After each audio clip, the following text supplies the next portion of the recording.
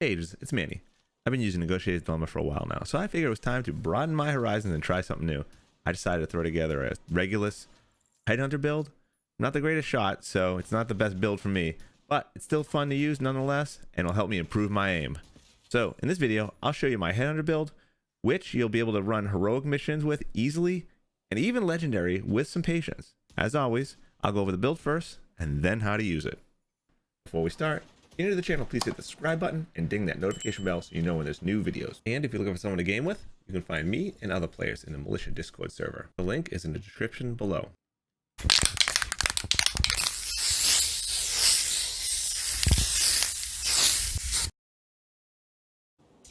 All right, for the build, we don't care about the primary or the secondary weapon.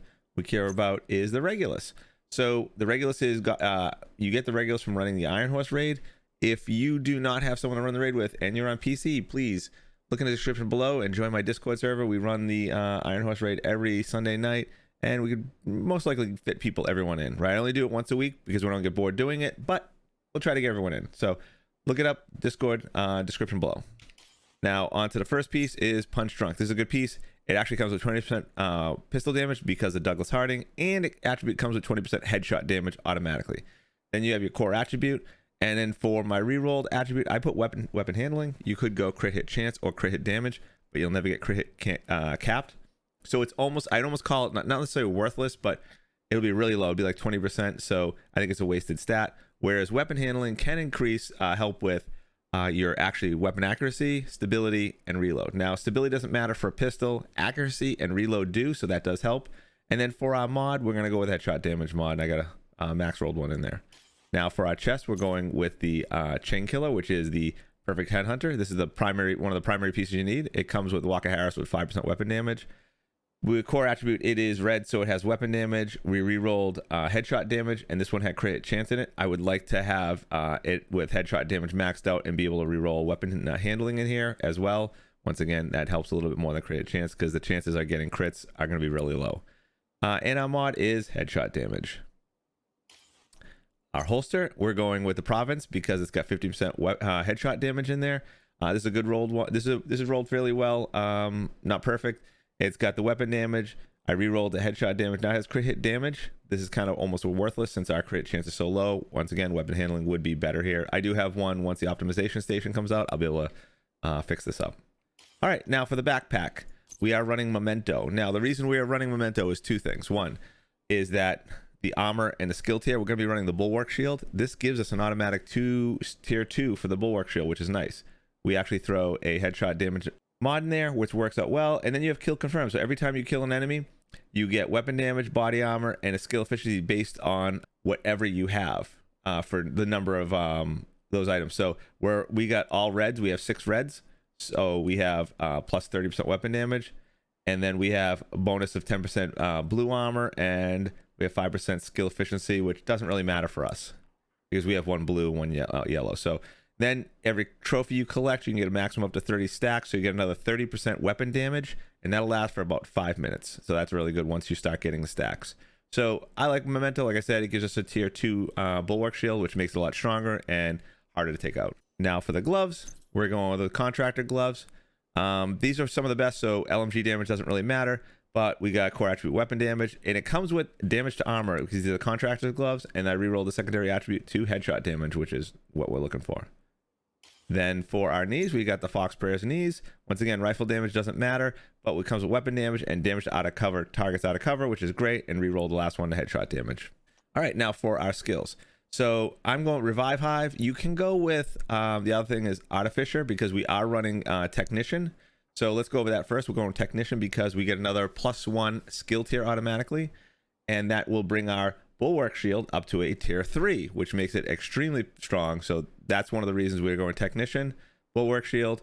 You can go Artificer because you have Technician and recharge your Bulwark, but I don't find that's an issue. So I go Revive Hive because I'm more likely to get hit from the sides or the back and go down quickly if I'm out of cover or I'm not in a good spot. So I find the Revive Hive is better than the Artificer because the Artificer only helps with the actual shield itself. So there you have it. Like, that's the build. Make sure technician, you actually go in and put some points on pistol. I don't typically have it on mine, but I had to go take it off like LMG and put it onto the pistol. So this is the build. Now getting some gameplay, and I'll show you how I use it. All right, so the first gameplay I'm going to show you is legendary. So the deal with this is a couple things. One, while you're running this, I'm going to suggest you put on 2 directives, one being pistol arrow, the other one being ammo hoarders, simply because they're irrelevant if we're running with a pistol build. All right, if you don't have active headhunter buff going, make sure you get it going, and the easiest way to do that is targeting a red. Much easier than trying to hit a gold or a purple. So hit the red first, get the headhunter buff going, and then just start working the town on it. Slow and steady, guys, slow and steady. Now, obviously, the best way to do this is actually get the enemies as they come out the door and they're grouped together, because then you get the benefit of the Regulus buff.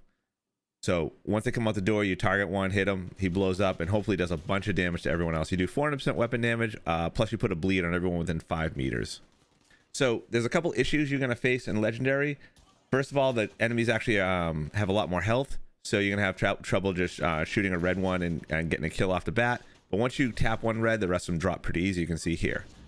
Now, the problem I typically run into on Legendary is dogs and mini tanks. So it's really hard because they don't have heads, so you have to shoot them a whole bunch of times. Mini tanks, a lot of times you can just take out the controller, and then from there you can actually just ignore the mini tank if it's not in a bad spot. But the dogs you're going to actually have to deal with. Another issue is if you're out in the open like I am here, you should have your back against the wall, or more so in a corner or something like that, because what ends up happening is I get surrounded. You can see I'm getting hit on the left side, so the bulwark is not stopping from them. So I'm kind of like in a bad spot, so I get taken out. Here's where I need the revive hive. This is a learning lesson. Like I said, this is a new build I started using, so I'm still developing my own methods of using it and playing with it. Best bet, get against a wall. You know, have your back to a wall so they can't get around you. And here's another objective that's kind of not very good for the pistol, because this is the hacked warhounds where you have to destroy the terminals, and obviously it takes too long. I'd probably be better off getting around behind one of the servers here and just pulling out my LMG and or my rifle and just take them out these servers quickly. But I was trying to get headshots down there, and of course a dog walks in here, and I'm actually just hiding with my bulwark out, so it can't really. I believe it's a sniper dog. It's just a pain, a lot of these things. And here's a quick example of where it really works well with the Regulus. I have 2 enemies here with a mini tank. I take the first one out and it explodes and kills the other one. Now the mini tank is useless because the controller is dead. So that's like the example of, like, if you can catch the guys coming out of a door, spawning from a door, that's what you really want to do. You can basically kill a couple of them real quickly right there. So besides dogs and mini tanks, probably the biggest issue you'll have is EMPs. Just simply because you can't use your bulwark once you get in the room. So you basically just have to stay back and wait for everything to come to you. And given the fact that you're a pistol, it's not really a long range weapon. It kind of makes it a nuisance. So there's a few things. So we're going to talk about, and this is the issue for Legendary, mostly for Legendary, because you're dealing with the Black Tusk, and they have the dogs, they have the mini tanks, but EMPs can happen on any of them. So let's get into some heroics and show you how they work. And just like Legendary, I'd suggest putting on at least 2 directives, pistol arrow and ammo hoarder, simply because that's an increased chance of targeted loot plus electric XP. And they're not going to bother you at all since you're running pistol build. Now, it's much easier to deal with these enemies because they don't have warhounds and they don't have dogs. Now, you can get Black Tusks, but not as often, because none of the other enemies have them. The only issue you have to deal with is chunguses and things like that. But if you get a good tap someone really quickly, you can blow the chungus's helmet off super fast and then take care of them. Don't forget to grab those kill confirm trophies that Memento drops when you kill enemies. It does help a lot with that increased weapon damage, and it also recharges your armor as well. And here's an example with the Chungus. I don't have Headhunter right now, so it's going to take me a while to pop his helmet, which is a nuisance. It's a sledgehammer guy. I don't actually need my shield out right now. I can just dodge him. But it's just a pain.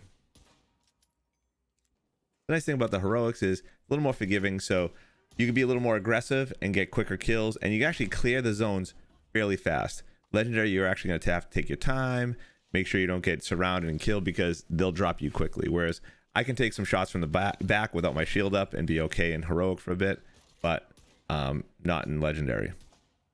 Well, not much else to it. It's pretty fun to use and a nice change of pace. Also, if you're looking to get into speed running and you have decent aim, this build can most definitely get you some top times. And I hope you enjoyed this video and found it helpful. If you did, please hit that like button below and leave a comment if you have any questions. I'll do my best to answer them. If you'd like to see more content like this, then please smash that subscribe button. And you can also follow me on Twitch at twitch.tv/Maniocrity, where I stream Friday, Saturday, and Sunday evening starting at 10 p.m. Eastern Standard Time, where I'd be happy to answer any questions live on stream. Until next time, agents, happy hunting.